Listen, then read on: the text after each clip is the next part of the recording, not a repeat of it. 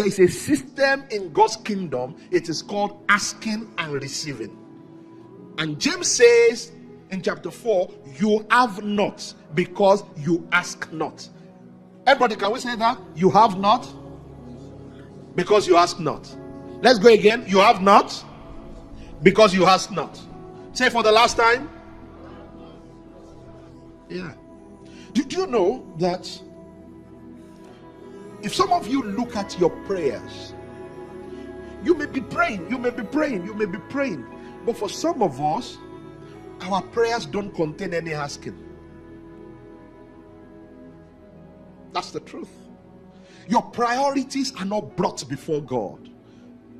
You don't ask God for help where help is needed. So your hands are too tight. Say, well, it is not available. No, that's if you know God wants you to do it, then ask Him for help.